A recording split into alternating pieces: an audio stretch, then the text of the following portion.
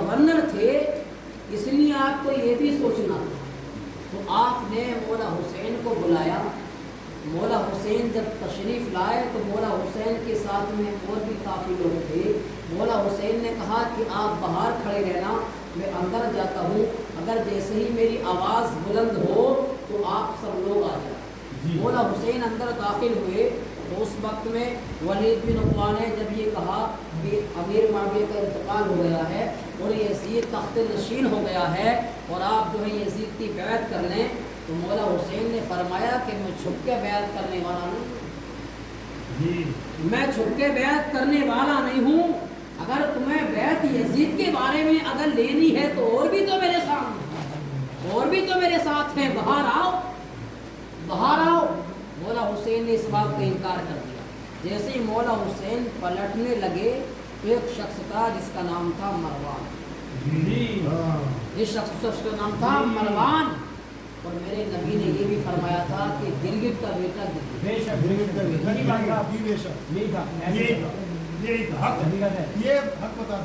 مروان نام کا شخص تھا۔ تو اس نے کہا ولید بن عقبہ سے، ارے حسین کو جانے دیتے ہو، یا تو حسین سے بیعت لو یا حسین کو قتل کر دو، ابھی موقع ہے ورنہ موقع نہیں ملے گا۔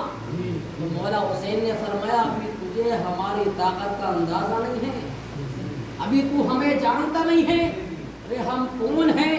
میں اس کا بیٹا ہوں کہ جس نے در خیبر کو کر دیا تھا، میری رگوں میں وہی خون ہے، ابھی تو ہمیں جانتا نہیں ہے۔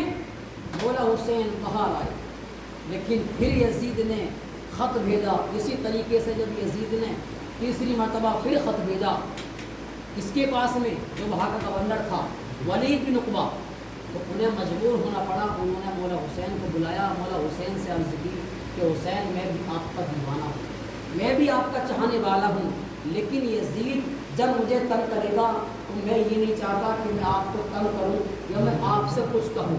جب اتنا کہا تو مولا حسین نے فرمایا ٹھیک ہے، آپ یہ میرے اوپر چھوڑ دیجئے، اب اس کو میں جاؤں۔ مولا حسین نے اپنے گھر والوں سے کہا کہ اب مدینے کی زمین ہم پر تنگ کر دی، اب ہم کو مدینہ چھوڑ کے جانا پڑے گا۔ اب مولا حسین میں آپ کو جلدی بتا رہا ہوں کیونکہ مولا حسین جس وقت میں جانے کی تیاری کر رہے تھے تو میرے سرکار کے روزے پر مولا حسین نے حاضر کی۔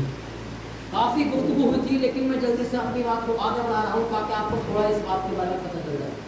مولا حسین اپنی والدہ کی قبر انور پر پہنچے تھے، اسی طریقے سے مولا حسین پہنچنے کے بعد میں جب اپنے گھر آئے تو مولا حسین نے جانے کی تیاری کی تو اس وقت میں چھوٹی بچی تھی جس کا نام سغرا تھا۔ حضرت سغرا نے کہا اے بابا جانی کیا معاملہ ہے، یہ کیسی تیاریاں ہیں، سب لوگ جانے کی تیاریاں کرتے ہیں لیکن آپ مجھ سے کیوں نہیں بتاتے، میں بھی تو جانا چاہتی ہوں، سب جاتے ہیں، بھائی بھی جاتے ہیں، آپ بھی جاتے ہیں، سب جاتے ہیں لیکن مجھے کیوں نہیں لے کر کے جا رہے؟ تو مولا حسین نے فرمایا بیٹی تمہیں بخار ہے، تم ہمارے ساتھ سفر کے لیے قابل نہیں ہو، تم نہیں جا سکتی۔ لیکن حضرت سغرا نے ضد کی لیکن مولا حسین نے فرمایا نہیں تم نہیں جاؤ گی۔ تو حضرت علی اکبر سے کہنے لگی تو حضرت علی اکبر کہتے ہیں اے بہن سغرا تم کو بخار ہے، تم نہیں جاؤ، جب تم ٹھیک ہو جاؤ گی تو میں تم کو لینے کے لیے آ جاؤں گا۔ تو اسی طریقے سے گفتگو ہوئی لیکن مولا حسین نے منع فرما دیا۔ تو جب مولا حسین مدینے سے جا رہے تھے تو مولا حسین کی آنکھوں میں آنسو آ رہے تھے کیونکہ وہ مولا حسین ہیں کہ جن کا بچپن، جن کی پیدائش سب کچھ وہاں ہوئی ہو۔ اگر آج بھی ہم سے کوئی کہے اپنا گھر چھوڑ دو تو میرے بھائیوں ہمارے آنکھوں میں سے آنسو آئیں گے، بلکہ اتنا رو گے اپنا گھر نہیں چھوڑ سکتے۔ لیکن انسان مدینے کو جاتا ہے نا، جب وہاں سے واپس ہوتا ہے تو اس کی آنکھوں میں آنسو آتے ہیں۔ لیکن مولا حسین کا تو سب کچھ اس مدینے میں گزرا۔ اب مولا حسین وہاں سے چلے، جب مولا حسین چلے تو مولا حسین کہاں ہے؟ مکے میں آئے۔ جب مولا حسین مکے میں آئے، مولا حسین مکے میں آتے ہیں تو اب کیا ہوتا ہے کہ ادھر سے کوفہ سے خط آتے ہیں، مولا حسین کے پاس میں کافی خط آتے ہیں۔ تو اس خط میں یہ بھی لکھا تھا حسین کہ ہم تمہارے چاہنے والے ہیں، تمہارے ماننے والے ہیں، اگر تم کوفے میں نہیں آئے اور ہم نے یزید کے ہاتھ پر بیعت کر لی تو ہم روز محشر والے دن آپ کی نانا جان کے سامنے دامن پکڑ لیں گے۔ क्योंकि मौला हुसैन को भी मालूम था कि कूफी जो है धोखेबाज है। उन्होंने मेरे वालिद के साथ में धोखा किया था, हज़रत अली के साथ में धोखा किया था।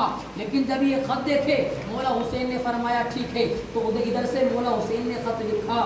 मौला हुसैन ने फरमाया कि तुम चाहने वाले हो और तुम मुझे बुलाना चाहते हो, तुम्हारे अंदर मेरी मोहब्बत है, तो ठीक है मैं अपने भाई मुस्लिम बिन अकील को भेजता हूँ, मुस्लिम बिन अकील को भेजता हूँ। जब मौला हुसैन ने इधर से ख़त भेज दिया, अब इधर से तैयारी जाने की करने लगे हज़रत इमाम मुस्लिम। हज़रत इमाम मुस्लिम चलने लगे तो आपने क्या देखा कि आपके घोड़े के आगे आपके दोनों शहजादे खड़े हो जाते। दोनों शहजादे खड़े हुए कहने लगे हम भी आपके साथ में जाएंगे। तो कहा नहीं तुम नहीं जाओगे। लेकिन मौला हुसैन ने फरमाया ठीक है, तो दोनों शहजादे जिद कर रहे हैं तो आप अपने साथ में इन दोनों शहजादों को ले जाएं, दोनों शहजादों को ले जाएं। दोनों शहजादों को लेकर पहुँचे।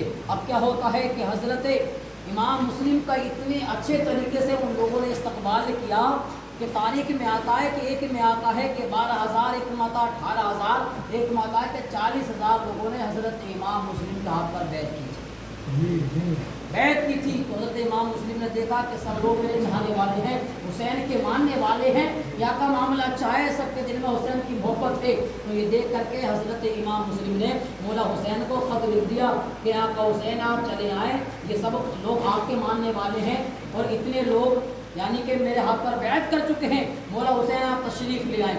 इधर से मौला हुसैन को ख़त भेजा। अब इधर क्या होता है कि जो वहाँ का गवर्नर था उसका नाम था नुमान बिन बशीर। तो नुमान बिन बशीर ने सब लोगों को जमा किया और जमा करके उसने कहा कि तुम लोग इमाम मुस्लिम के हाथ पर बैत तो कर रहे हो, लेकिन तुम्हें मालूम नहीं है अगर यजीद को मालूम होगा तो वो यजीद तुम्हारे साथ में क्या कार्रवाई करेगा। लेकिन वो ये बात तो कह रहे थे, लेकिन उनके दिल में अहले बैत की मोहब्बत थी, अहले बैत की मोहब्बत थी। जब उन्होंने ये खुतबा दिया तो उस वक्त में बनी उमैया का एक शख्स बैठा था। तो बनी उमैया के शख्स ने कहा नुमान बिन बशीर से कि हमें लगता है कि आपके दिल में अहले बैत की मोहब्बत है, आपके दिल में अहले बैत की मोहब्बत है, क्योंकि आप बात कहने में घबरा रहे हैं और घबराने की कोई बात नहीं है। तो उसने कहा कि अब आप इसके काबिल नहीं, आप नीचे उतर आएँ। उसने ये कहा। इधर इमाम मुस्लिम ने ख़त भेजा। अब उधर बनी उमैया के शख्स ने यजीद के पास में ख़त भेजी और कहा कि ऐसे ऐसे मामला है, सब लोग इमाम मुस्लिम के हाथ पर बैत कर रहे हैं, अगर तूने किसी को नहीं भेजा तो तेरा कोई चाहने वाला नहीं होगा, तेरा कोई चाहने वाला नहीं। आगे बढ़ा दिया जाए, छोड़ दिया जाए, तो टाइम ज़्यादा परवरदिगार आलम की बारगाह में दुआ है।